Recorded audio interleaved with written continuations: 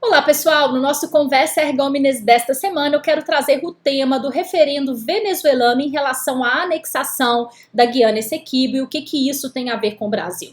Vamos voltar alguns séculos aqui na história para a gente entender qual é a origem dessa disputa territorial. Bom, a Venezuela, antes de ser a Venezuela, ela estava sob domínio espanhol. A Venezuela foi colonizada por espanhóis, ela vai declarar a sua independência em 1819 com Simão Bolívar.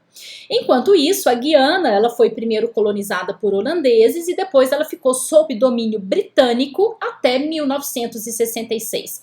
Então, basicamente, enquanto a Venezuela já havia declarado a sua independência, a Guiana ela permanece sob domínio britânico. E o que o Império Britânico vai fazer na época? Vai contratar um alemão para desenhar as fronteiras da Guiana. E ao desenhar as fronteiras da Guiana, essa parte que a gente chama de Guiana Essequibo, ela ficaria sob domínio britânico, sob domínio do Império Britânico. A Venezuela certamente não gosta nem um pouco dessa divisão territorial que foi feita e essa disputa nasce. Então vejam que essa disputa territorial ela nasce no século XIX.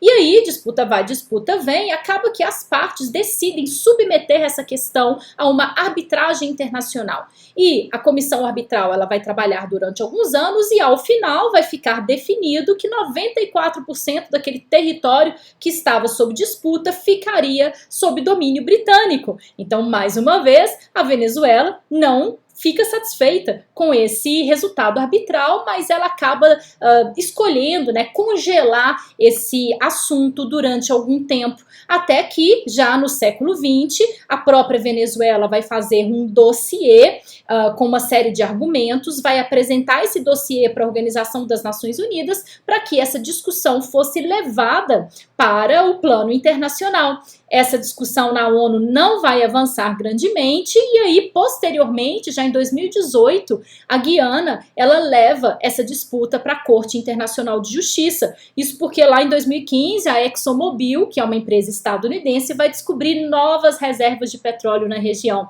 E aí, vamos lembrar que eu sempre comento com os meus alunos isso, que na raiz da maioria dessas disputas territoriais nós temos, na verdade, disputa por recursos naturais. Pois bem, recursos esses que podem fazer também prosperar a economia de um país. Então vejam que a própria Venezuela leva a questão para a ONU no século XX, no século XXI, a Guiana leva a questão para a Corte Internacional de Justiça e agora, em 2023, a Venezuela fala que vai fazer esse plebiscito a respeito da anexação da Guiana Essequibo e aí a Guiana, ficando com receio dessa situação, acaba pedindo à CIJ que adote medidas provisórias. Então, de um lado, a Corte Internacional de Justiça já reconheceu a própria competência para julgar sobre esse caso, então esse é um ponto importante. E no segundo momento, a própria Venezuela queria que se chamasse em causa de novo o Reino Unido. Afinal, falou, o Reino Unido é responsável por essa divisão que foi feita há mais de um século atrás. Acabou que a CIJ entende que o Reino Unido ele não é uma causa, uma parte aqui nesse conflito e decide por não envolvê-lo.